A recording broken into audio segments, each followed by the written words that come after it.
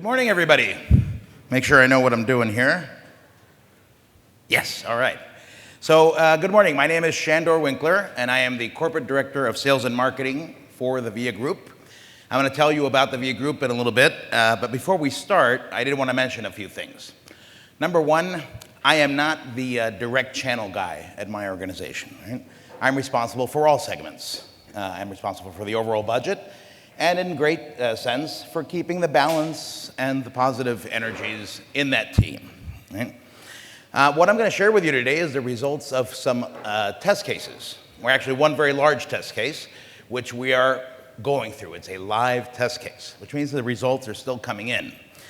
When I committed to making this presentation, I didn't know what results were going to be by the time we got here. So keep that in mind as we go through the presentation.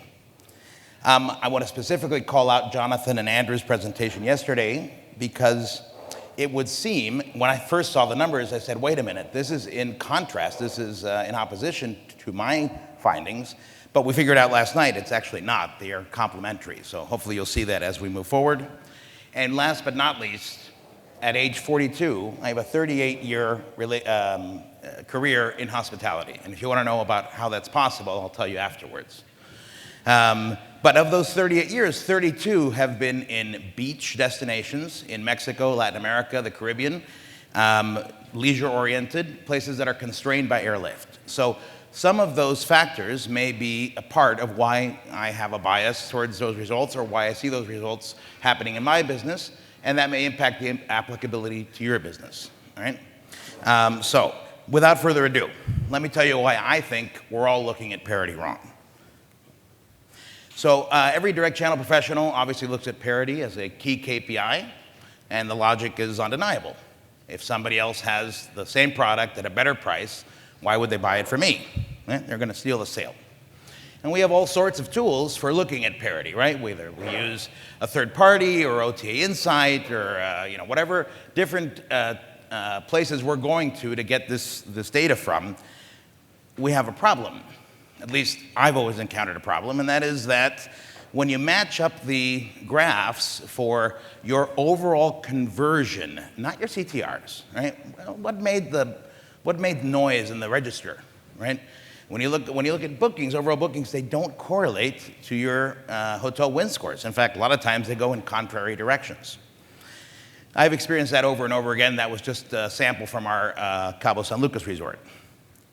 Let me tell you about my test ground. Right? And this test ground is the VIA Group. It's 7 resorts in 2 destinations, Puerto Vallarta and Los Cabos in Mexico. It's a very unique breadth of product, spanning from a property that was opened 40 years ago to a property that was opened in 2021, and does about 250,000. I'm responsible for bringing 250,000 hotel room nights. We do about 350,000 club room nights as well. So that's the mix of business that we're looking at. Today, we're going to be talking about things that impact just the 250,000 hotel room nights, okay? Historically, the policy at the VIA Group has been that direct channel has a pricing advantage of up to 10% versus OTA OTA public pricing. And if you fast forward to 2022, that allowed the group to reach 50% of room nights, not including groups, which is a small segment for us, 50% of room nights and 55% of revenues from the direct channel. Right? So who made that happen? Right? That's, by the way, when I was outside of the organization and I would hear that number, I would say, bullshit. Right? And now that I'm inside the organization, it's true. Right? And who did this? Certainly wasn't me. I joined in March. Right? This effort was guided by a group of professionals that are here with us today. I want to call out Rocio, Jorge, Denise, and Juan Carlos from the VIA Group who joined me here today. They're responsible, as well as 60 other professionals, for getting to those amazing results. By the way, I think it's worth mentioning that they did this without a data management platform, without a CRM, without a customer data platform, no digital marketing agency, no PR agency, and a domain architecture that can be described as artisanal and made for purpose-built, right? So that's our testing ground, right? Let's fast forward now to 2023, seeking increasing shares we start focusing on parity as the issue, right? We're not seeing the results we want, and we start focusing on parity. Many of you have done the same. Right? And so we start responding to random.coms, who are the ones that are really, creating the large disparities on metasearch, by increasing our loyalty discount, continually increasing it until we reach 23%. Now, just to be clear, that's 10% advantage versus OTA public pricing, and then 23% more to get to your V-level pricing, okay? That's as far as we got, trying to win this damn battle. But rather than growing, either as a direct channel or altogether, everybody started experiencing negative shares. Our conclusion was we were losing visibility, and we were losing it fast. So we needed to have a different approach to the issue, and that's how we developed the hypothesis that I'm going to talk to you about. What is that hypothesis? Basically, that there is a difference between the impact on your results generated by top players, let's call them Expedia, Booking, and there may be other top players for you. MyRandom.com may be your top player, so that's why I'm not specifically saying who it is, but in my case, it's Expedia and Booking, right? And the impact generated by random.coms. And since no current tool allows all except filtering, in other words, you can say, I want to look at this one, or I want to look at that one, but you can't say, I want to look at all of them except for this one, right? Or except for these. That distorts the impact on conversion that we see, and that's why the graphs never lined up. That's the essential hypothesis. There's two corollaries, and one is that the top players, or the big boys, as we often call them, are perhaps better at moving people through the funnel than most hotels are, right? Strong position within those OTAs, even at the expense of a worse hotel win-loss score, may be advantageous to you and the direct channel combined, to your hotel and the direct channel. Second corollary is random.coms only survive from arbitrage. They're there only to steal the conversion that has been prepared by somebody else. They eat the food that somebody else has set the table for, right? And when filtering for only these, the relationship between loss scores or win scores and conversion should become clearer. That's the hypothesis.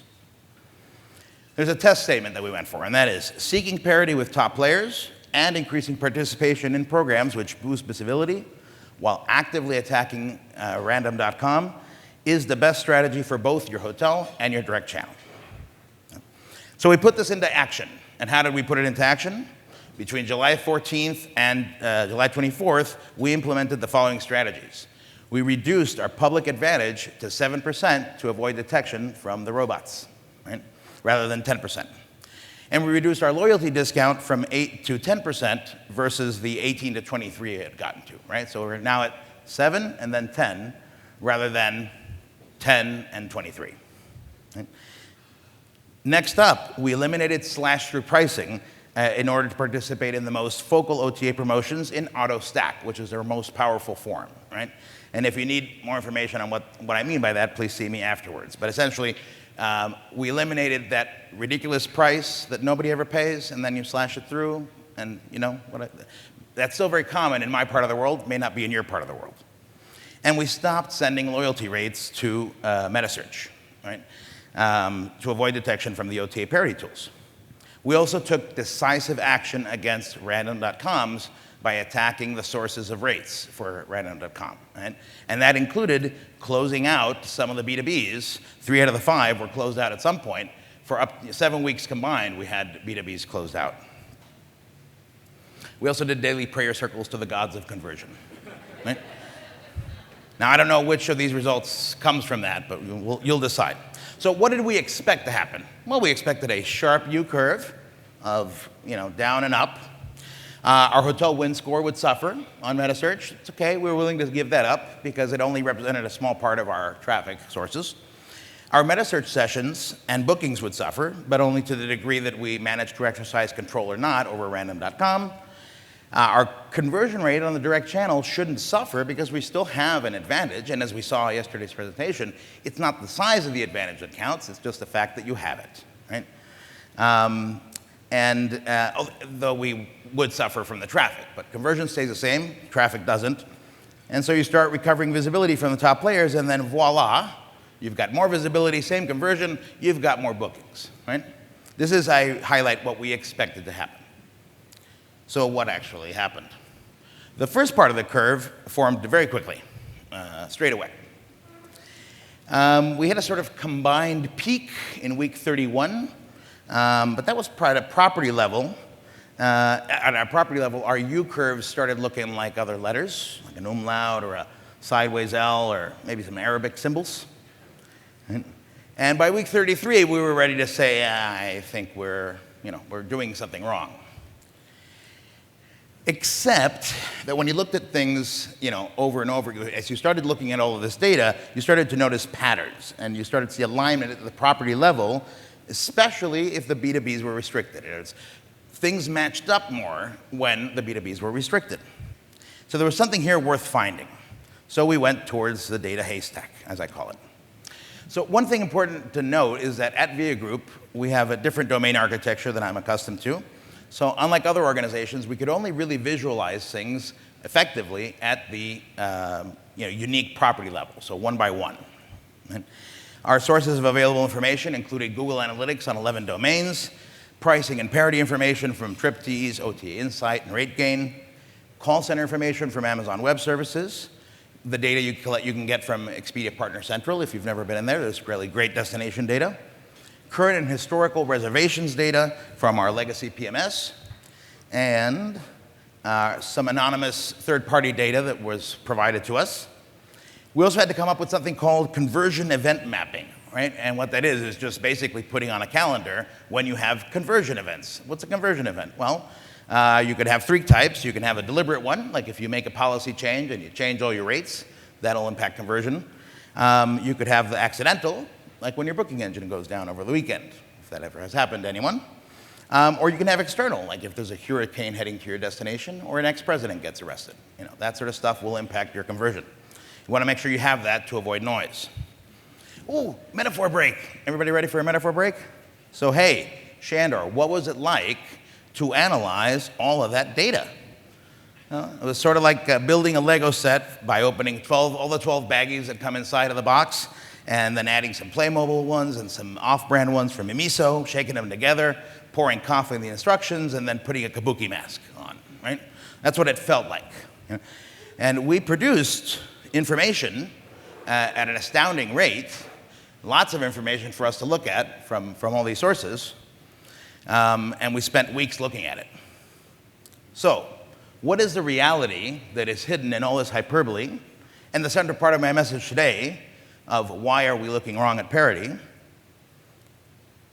I don't yet have all the answers. I don't yet know everything.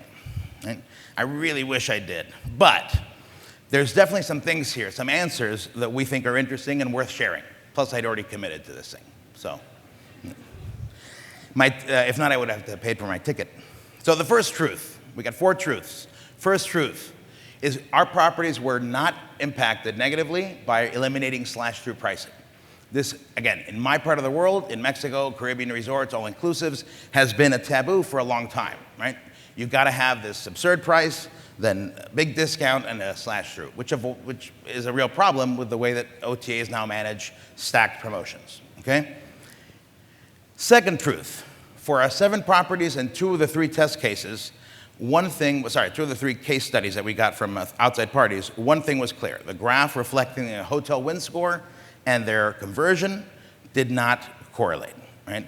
In some cases, the higher your win score, the lower your conversion. In some cases, there's anecdotal evidence. You'll have times when, oh, look, it matches here, but then it didn't match there, and it didn't match there, right? That was true always. Now, at our lower rate properties, right, we started noticing a definite correlation, a real causation curve between hotel win scores, metasearch traffic, and website traffic. So to be clear, it wasn't from that our win score directly impacted our bookings or so on.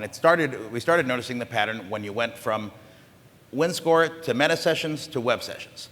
So this is how they behaved before we closed out the first B2B, which was feeding rates to random.com. After we close out the first one, you see they start to align. The shapes start to line up.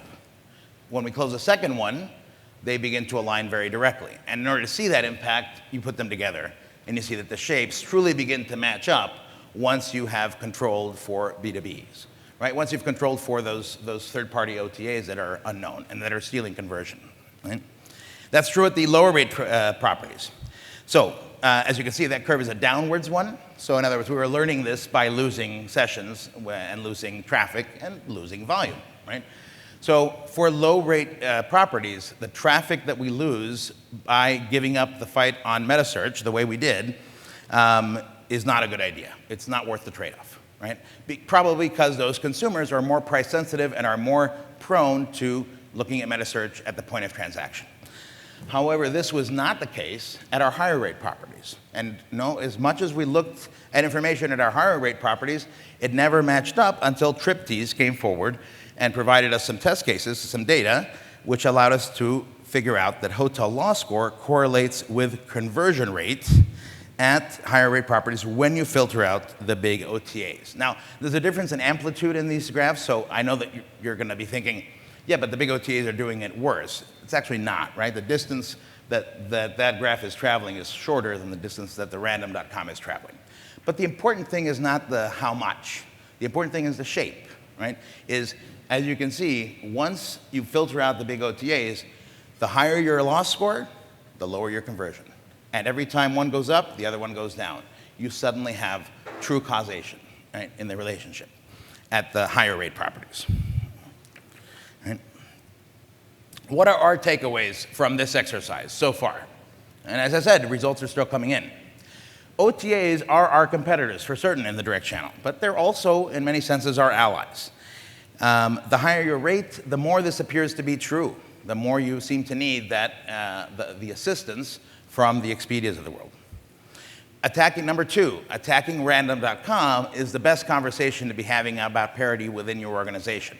In other words, I'm arguing that fighting with Expedia, fighting with Booking, is certainly good times if you want to, right? But it's not going to help you very much in results. What will help you is to control your pricing with the randoms. And that means getting tough with the sources of rates for the randoms. Number three, someone needs to develop a parity tool that allows you for native filtering of specific OTAs, filtering out except filterings. Because my random.com and your random.com, as I said, may be different, right?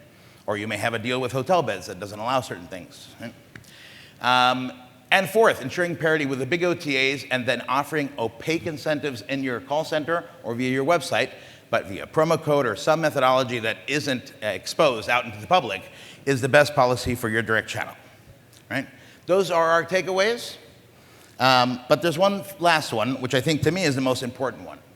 And that is that we can solve what I cannot. This information was only possible because of the help I got from friends, from Triptease, to have access to data from other hotels, and because I have a very unique situation at the VIA Group, which allows me to look at properties on an individual level, rather than what I was accustomed to. So don't let just your data define you. My recommendation is that you nurture contacts, you use conferences like this to nurture contacts and with hotels in different destinations that have similar dynamics, right? So maybe Hawaii with St. Lucia. You're not going to compare, you're not going to fight for clients, but maybe the dynamics will be very similar. Be willing to exchange your full funnel data with your fellow warriors, right? And that is an invitation that I make to any of you of, I'm willing to exchange information with you if you're willing to exchange information with me. And I think that if we do that sort of thing together, we can get better sources of data than by relying on third parties like we do today. In my statement is that the real competitors for us today are no longer our colleagues next door. It's these randoms of the world, right? So will 2024 be a growth year for you? For us, my answer is only if we take back what is ours, right?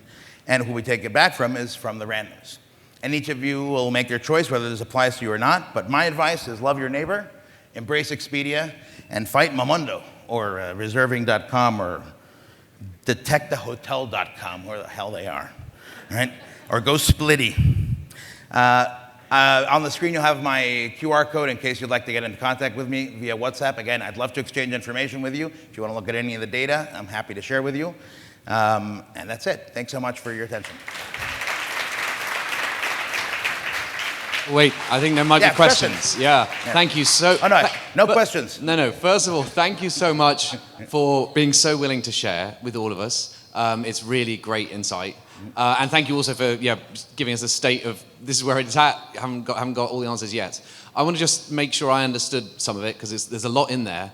But basically, it sounded like when it comes to dealing with the randoms, you're working harder at the distribution, making sure that you're not giving to third parties who are onward distributing to them. And so you're kind of fighting that at source, and you're turning off people who pass on rates they shouldn't have done. Correct. And when those 7 weeks of closeout, for example, would be slapping someone's hands because they sold on to some dodgy random. Correct. We use test reservations for that purpose. So you do a test reservation and you say 2 strikes, 3 strikes, you're out. We're going to close you out for a month. Okay, exactly. And that's something you're going to carry on doing, like being tougher on the distribution partners. Great. And then on the majors, it seemed slightly different point of view on which hotels you were looking at, but you felt that the majors, you don't want to go off them so aggressively on discounting, beating Expedia and Booking. In other words, you want to have an advantage against the big guys, for sure. Yeah. You just don't want to go screaming it on metasearch. Got it. Especially if you're a high rate property, which has the peculiarity that those clients perhaps are not as sensitive or prone to going to metasearch. So, to be clear, at high rate properties, we did not see a relationship between not sending our rates to metasearch and the traffic that we were getting from metasearch and our general traffic. Anyways, the metasearch traffic went down, obviously, but it didn't impact general traffic, and therefore didn't impact overall bookings and conversion. Right? Got it. Okay, so picking a fight with Expedia really visibly on Google may not help you overall as a business. Correct, because you lose visibility. Because they'll start dinging you, and my point is the traffic that they send you is pretty good. Okay, and then, sorry, I'm going to take too many questions. Any questions from other people? I've got more, but I don't want to take over. I have one, but actually, Charlie, I think you did steal my question. Oh, so that's okay. We'll allow that. But thanks, Sandor. That was a really interesting talk. I really appreciate that. Really interesting story. I was wondering if you had considered the impact that lead time has on this on interaction, because I know that the way that those kind of random.coms influence and steal bookings from you is quite heavily skewed when it comes to lead time. So I didn't use that filtering because, as I mentioned in the data haystack slide, we had a lot of information already that we were looking at. But I suspect you're probably right in the sense that our analysis looked at total bookings coming into hotels, right, versus, regardless of when they're going to stay, versus the win score. So the win score is probably, when you look at searches closer in or further out, it's different because the random.coms tend to bid on products more in the prime booking window in the 0 to 60 days rather than longer out. Right? So no, that was not taken into account into this analysis, and more should be done in that way as well. Also, length of stay probably has something to do with it as well, I'm going to guess. So there's a lot of parameters that probably change things. The important thing is that we started seeing some alignment. Right? Oh. Hi. Thank you so much for sharing all of that. Just wanted to clarify something. So you're saying that if you have like a members-only deal or of some sort on your website that matches what's on Expedia, that if you didn't show it on metasearch, it didn't necessarily have a meaningful impact on conversion. I just wanted to make sure I understood that. So let me put it this way, the way I've had this conversation with our direct channel gentlemen several times.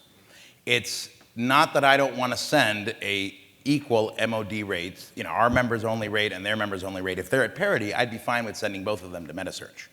But for high rate properties, right, if what's going to happen is they're going to send public rate, which they do a lot of times, and you're going to send your loyalty rate, and so you're going to show a disparity greater than 10%, that's going to start dinging you on visibility with the OTA. Those disparities do eventually come up. Now, our reality is one in which, as I said, for many years, we did have disparity against the direct channel, and it didn't seem to have a great impact on positioning. I think part of our mistake was taking that discount so far in order to beat the randoms, right? And so we started very visibly losing traffic as a result, right? So my answer to you is it depends on your hotel, what the rate situation is. But don't be afraid of losing to Expedia and Booking on metasearch because they'll bring you other traffic if you've controlled for random.com, is my advice. Okay, thank you. Okay, any other, yes. There he goes, there he goes. Beat me to it.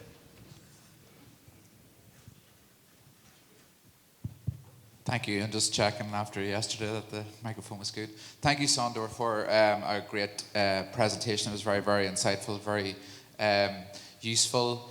Yeah, it does make sense that although the big OTAs are competitors, that they are also allies because it is so huge. So it would be very, very difficult to take them on and treat them in the same way as the random.coms.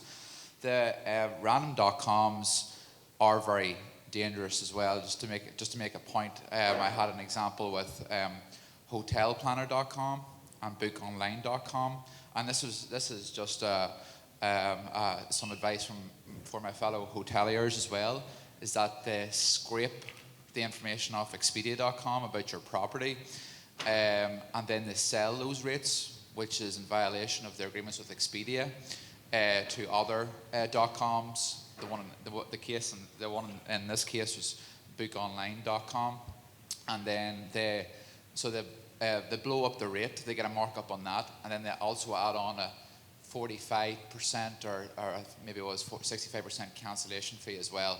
So that's something just to watch for everybody. Hotelplanner.com. We have got them banned from our rates for 2 months. We try to get it permanent, but Expedia won't do that for whatever reason. So it's just basically being very, very watchful over those random.coms.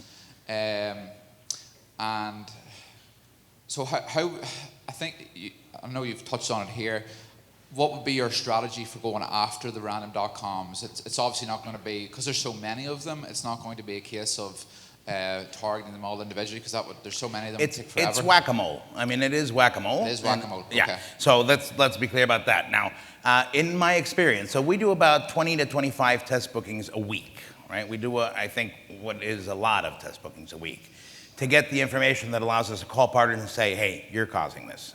And when you close one out, right, you see them moving to others, right? They're like little roaches that move from one to the other. Can they come out from Ian? You know, is Expedia also a B2B? Yes, they can come out from Expedia, but they rarely do.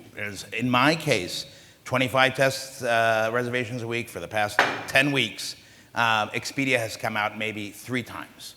Right, and those disparities have been the smaller ones when it comes to the test reservations.